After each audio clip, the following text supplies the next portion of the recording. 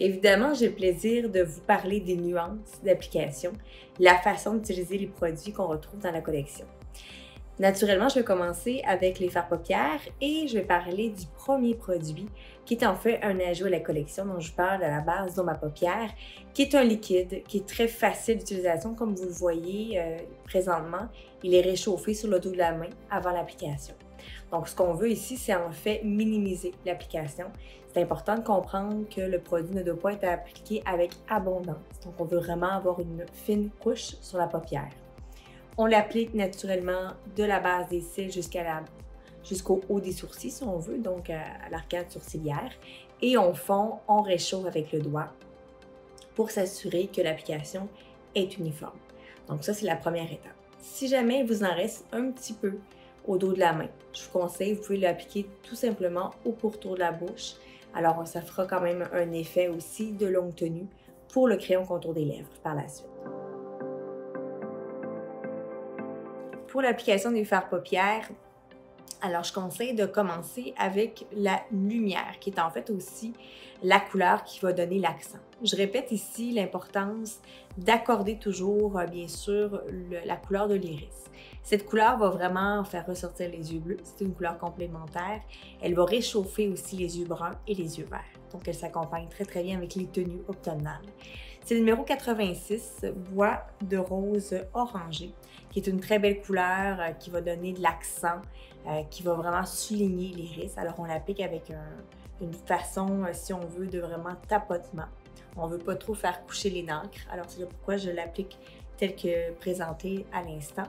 Donc de sorte qu'on fasse vraiment ressortir le pigment qui va adhérer à la base paupière qu'on a appliqué précédemment. Ensuite, si on va avec l'autre fard paupière qu'on va vraiment appliquer dans le creux, alors ce sera le numéro 73 et qui est forêt cachée. On va appliquer dans le creux de l'œil pour donner l'ombrage. Et ce qui est étonnant, c'est en fait une couleur qui pourrait nous rappeler un peu, tu sais, comme un turquoise, mais qui se porte très bien. Donc, qui va s'apparenter, va être capable de se fondre, à la limite, peut quasiment paraître d'un brun. Et pour accompagner, je vais aussi vous parler des crayons qui vont donner cet accent de couleur. Donc, la façon de travailler, je répète, on va vraiment faire le croissant. Évidemment, c'est à vous de déterminer. Si vous avez un œil qui permet de le porter ainsi, ou dans d'autres cas, peut-être qu'on va le porter tout simplement juste dans le bas de l'œil, on va souligner. Ça peut être utilisé aussi à titre d'un maquillage un peu plus smoky eyes, dans ces teintes de couleur. Donc, on pourrait mettre le crayon tout simplement près des cils et on monte cette couleur de fard paupières jusqu'au creux pour vraiment donner de l'intensité au regard. L'application se fait avec un pinceau un peu plus volatile pour donner de la nuance, mais par la suite, on peut venir souligner avec un pinceau un peu plus précis aussi pour vraiment donner le creux parfait. Le fard paupières, cette fois-ci, numéro 96, qui est vraiment un beige un peu plus léger, un brun dit boisé. Alors, c'est le brun boisé. On peut l'utiliser sur la paupière mobile seule pour donner une luminosité, avoir un maquillage un petit peu plus look de jour, très léger. Par la suite, vous pouvez l'utiliser par exemple lorsque vous faites un smokey eyes et qu'on veut terminer. Donc, tout marié, bien fondre, ça peut être le genre de fard paupières excellent. Alors, vous prenez encore une fois un pinceau un peu plus doux qu'on vient vraiment là travailler dans le creux de l'œil. Vous pouvez souligner le larmier, donc donner une luminosité vraiment avec ce fard paupières ou encore souligner l'arcade sourcilière. Et évidemment, faites attention parce que, étant donné qu'il y a un petit peu de brun, il ne faut pas non plus donner un effet d'ombrage sur l'arcade sourcilière. Donc, c'est important de bien le coordonner avec les bonnes teintes également. Évidemment, pour compléter le look, je vous ai dit précédemment que nous avions beaucoup pour la saison prochaine, l'apparence du smokey eyes, l'apparence de l'œil très déterminé, si on veut. Alors, c'est important d'appliquer le crayon contour des yeux. Alors, vous allez pouvoir l'appliquer à l'intérieur ou souligner la base des cils, soit dans le bas de l'œil ou encore à l'extérieur, vraiment près des cils du haut. On peut faire des lignes très larges cette année, donc c'est permis de le faire. Donc, pas d'être obligé d'être une experte dans la ligne très fine. Donc, ça va vous permettre d'utiliser le crayon sans avoir peur nécessairement. Et je vous dirais, comme vous le voyez à l'écran présentement, l'application, vous voyez, se fait très près des cils. Un petit astuce, c'est de l'appliquer, encore une fois, ce qui est créé à ce moment. Donc, à l'intérieur de l'œil, donc de la muqueuse, ça va vraiment donner un effet d'auteur au regard. On va également donner un effet de longueur. Donc, ce que je veux dire ici, c'est du coin interne jusqu'au coin externe de l'œil. Donc, ça va vraiment travailler de toutes les dimensions possibles. Pour ce qui est de l'application, comme je l'ai mentionné, qui peut être très très large, vous pouvez prendre par exemple un pinceau soit biseauté ou un bout un peu plus dense et venir fondre le crayon de sorte que ça crée un effet très nuancé près des cils. Naturellement, encore une fois, vous pouvez appliquer beaucoup de mascara, ça va faire l'effet smoky qui est très très recherché. Ce qui est pratique avec ces crayons, c'est que vous avez à l'embout l'aiguisoir. Donc, vous pouvez vraiment aiguiser votre crayon sans chercher une aiguisoire dans le fond de votre sac. C'est une texture très crémeuse, ça s'applique très bien, peu importe le type d'œil. Et va également avoir une très très bonne tenue. Donc, c'est le pourquoi de l'utiliser avant de mettre les fards paupières va aussi contribuer à la tenue de votre paupière. Tel qu'on le voit présentement, on a retravaillé avec notre élément numéro 73, vraiment pour donner une nuance de vert, de turquoise sur le crayon. Donc les deux mis ensemble, là, ça fait vraiment un beau fini. Ça mélange les deux teintes, très intéressant. Je prends le temps de vous parler d'un élément qui est très important. Je vous ai dit un peu plus tôt qu'il y avait 3 points à respecter lorsqu'on faisait un sourcil. Alors, naturellement, vous allez devoir vous ramener à votre base. Donc, vous ramener premièrement à connaître la forme du visage de votre cliente, à savoir la forme d'œil également. Alors, de là, on va se poser ensuite la question de quel est notre but. Si on a un visage qui est un peu plus étroit, on va vouloir y donner de l'amplitude. Si on a des traits qui sont plus creusés, on va vouloir donner un petit peu plus de chair à notre visage. Donc, c'est tous des éléments à se poser la question. C'est les yeux un peu plus rapprochés. Comment est-ce qu'on va travailler pour donner vraiment une ouverture au regard? Si on a un œil qui est un peu plus écrasé, comment je vais faire pour relever le sourcil de sorte que ça donne encore une fois un regard plus étincelant? Donc, c'est toutes les questions comme ça qu'on doit se poser à la base. On analyse notre visage et par la suite, ça nous donnera quels sont mes objectifs et sur quoi je me base pour le faire. Donc, il ne faut pas oublier que le maquillage, c'est pas simplement j'applique du crayon parce qu'il faut appliquer du crayon. J'applique un contour des yeux parce qu'il faut appliquer un contour des yeux. Absolument pas. Quand vous avez un visage, il faut vous rappeler ce que je viens de vous mentionner, le pourquoi on fait les choses. Et le principe est également d'aller dans le plus petit vers le plus grand. Cela veut dire, vous allez donner les trucs à vos clientes de sorte qu'elle ait les choses les plus importantes. Donc, les petites choses qui vont tout changer dans son visage. Et par la suite, on lui donne plus de renseignements et plus d'étapes qu'elle peut par la suite ajouter pour faire un maquillage totalement complet. Alors, si par exemple, votre cliente aurait avantage d'appliquer une lumière à l'intérieur de l'œil, vraiment dans le bas pour ouvrir son œil, ça veut dire que c'est son truc numéro 1 qu'elle doit faire à tous les jours, à chaque maquillage, de soir ou de jour. Pour elle, c'est un incontournable. De là, on peut lui dire par la suite, ensuite, deuxième chose, c'est de déposer une lumière vraiment là, dans le coin externe de l'œil, puis de monter ici pour faire un effet d'ascension. Alors comme ça, on monte d'étape en étape. La cliente peut être très confortable. Elle a le temps si on veut, de s'approprier le mouvement, de s'approprier la technique, jusqu'à ce qu'elle soit à l'aise. Et une fois qu'elle va être à l'aise, elle va avoir envie de faire une autre étape de plus parce qu'elle est confortable avec ça. Donc, il ne faut pas trop brûler d'étapes. Ceci m'amène à vous parler encore une fois du crayon Précision pour les sourcils. C'est un crayon qui est malléable, qui est très facile d'utilisation, qui est très précis et qui a un fini un peu pas poudreux, limite poudreux, mais qui peut être de précision tel qu'il le dit dans son nom. Alors, toutes les clientes peuvent être confortables avec ce produit-là. Comme j'ai mentionné lors de la présentation, le but étant, comme on le voit à l'instant, de relever les poils vers le haut. Donc, on veut dégager la zone où on va appliquer notre crayon. Par la suite, on l'applique, on commence du point numéro 2, donc vraiment le point d'auteur précis ici, qui va être notre délimitation. Alors, on part de ce point 2-là et on vient vers l'intérieur, comme on le voit si bien dans la présentation. Et on peut le travailler par la suite du point 1 au point 2. Donc, les deux vont nous donner la bonne mesure. Par la suite, on vient faire ici le coin interne. Donc, on le voit encore une fois, c'est de créer un effet de poil. Est-ce qu'on va avoir un sourcil qui est carré? Est-ce qu'on va avoir un début qui a un angle un peu plus vers la droite? Ça aussi, c'est important de délimiter. Je vous invite, si besoin aussi, de passer une petite pince à cils si le début du sourcil droit ou peu importe commence un peu plus tôt que l'autre. Ça peut être possible aussi d'ajuster vraiment pour avoir un bon départ. Donc, une fois que cette zone-là est faite, on poursuit. Alors, on s'assure d'aller travailler, comme on le voit à l'instant, encore une fois, la hauteur. Donc, on a travaillé la base de notre sourcil, mais on vient vraiment travailler le dessus. Alors, on fait un peu la même technique, la même chose avec la brosse, et c'est toujours important d'alterner. On crayonne, on brosse, on crayonne, on brosse. Donc, comme ça, vous allez vraiment garder le contrôle. Ça va vous permettre aussi de fondre votre application. Et ce n'est pas rare que lorsqu'on applique un crayon sourcil à notre cliente qui se maquille plus ou moins, va remarquer qu'une fois qu'on brosse, là, c'est comme si elle accepte le nouvel angle dans son visage. C'est plus soft et c'est moins différent pour elle. Alors, on applique la hauteur ici. Une fois qu'on a toute cette zone-là de fait, on brosse encore une fois et on va terminer, comme je l'expliquais précédemment, de la zone 2 vers l'extérieur. Donc, on va s'assurer de finir une belle pointe, de toujours être en angle avec le coin externe de l'œil.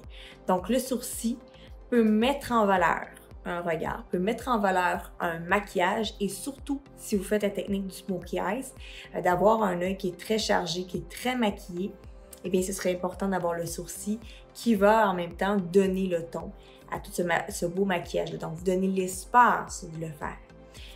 Gardez en tête que travailler le sourcil est un élément clé aussi pour faire un effet anti-âge. Donc, le sourcil devrait faire partie, lorsqu'on fait un protocole de beauté, devrait en faire partie. On termine l'application des crèmes, on termine la façon de l'appliquer vers le haut et voici comment faire votre sourcil.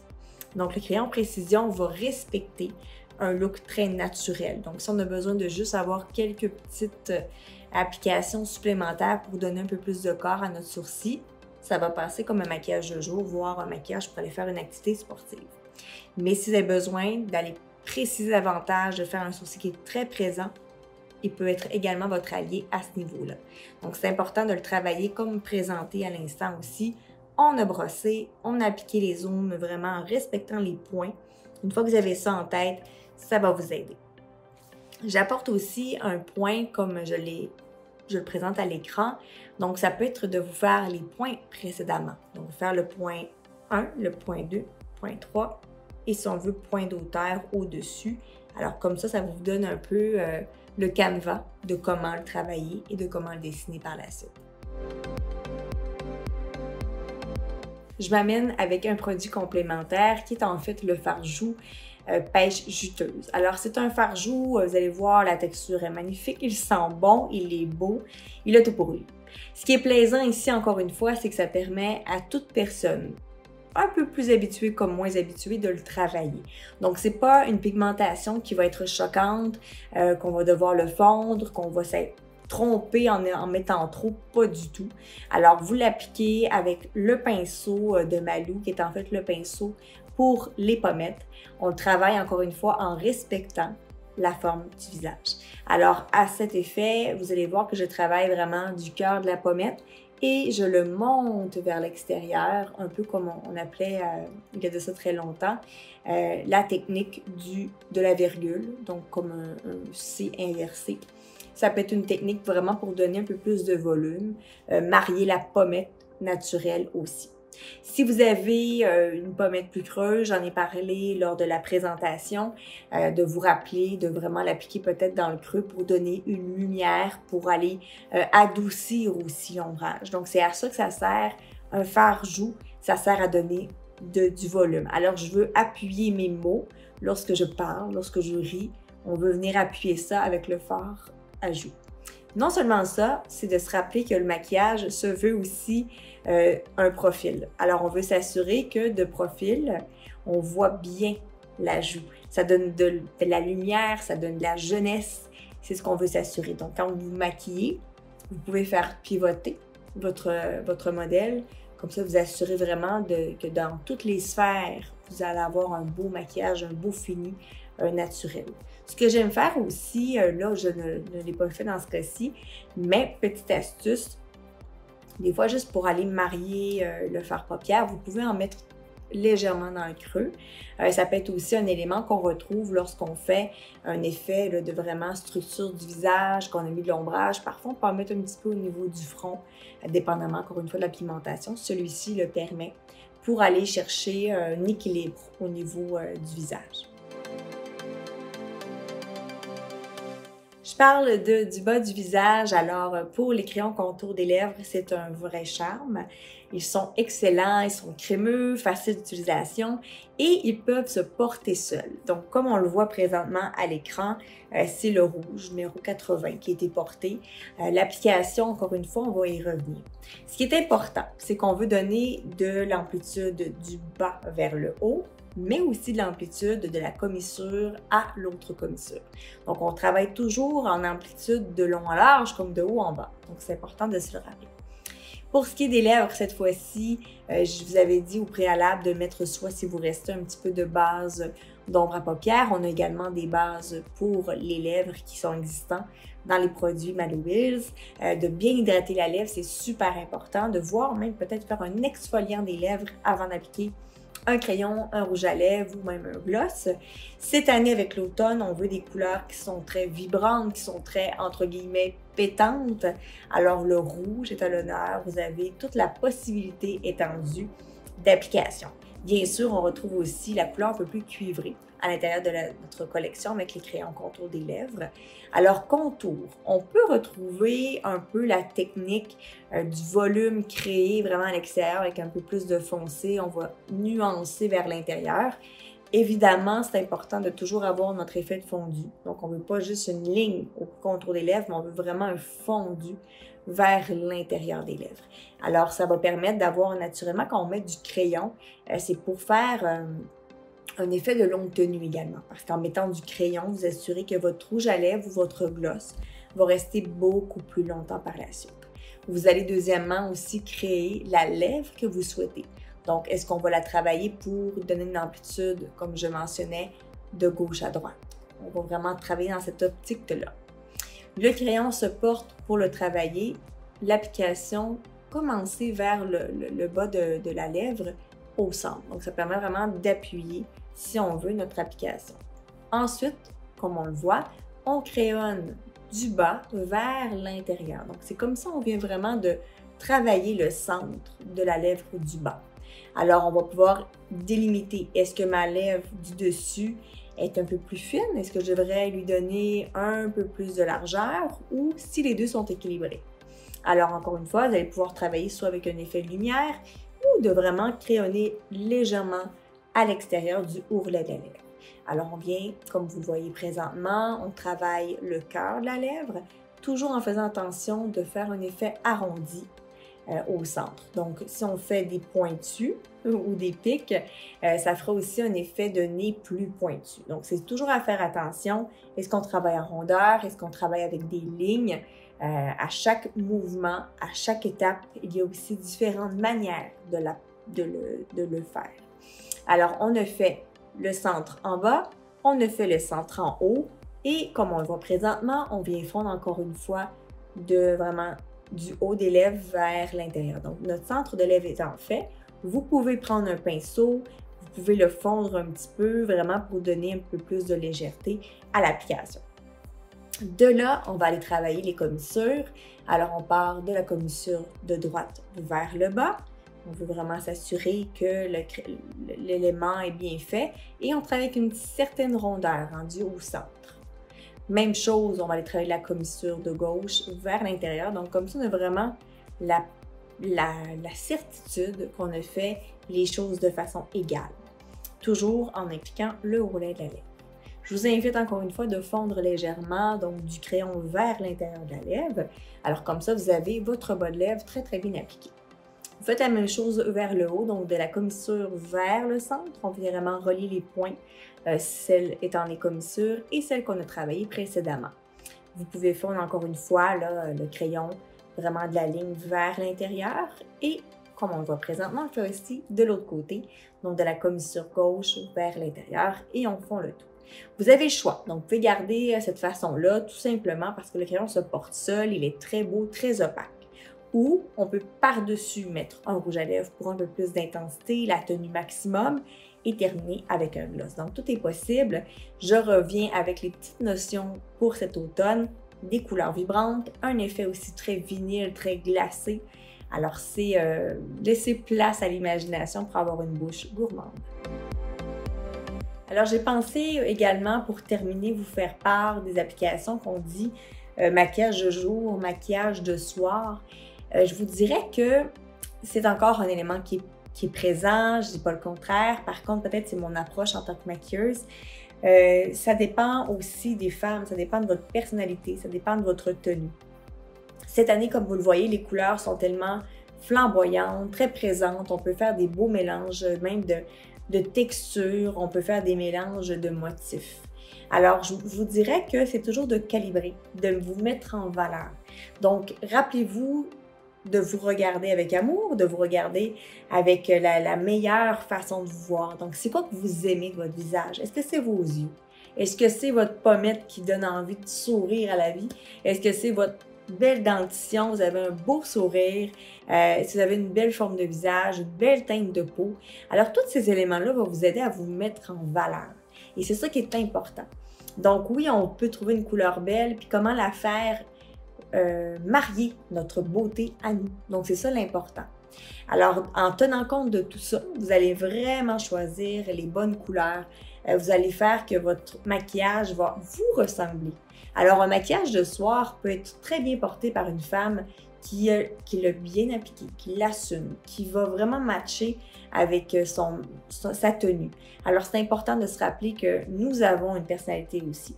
Et Malou, c'est en fait la plus belle phrase, je crois, que j'ai toujours retenue, c'est de porter sa beauté. Alors, c'est vraiment une traduction par rapport aux produits qui vont vous permettre d'exploiter votre propre beauté.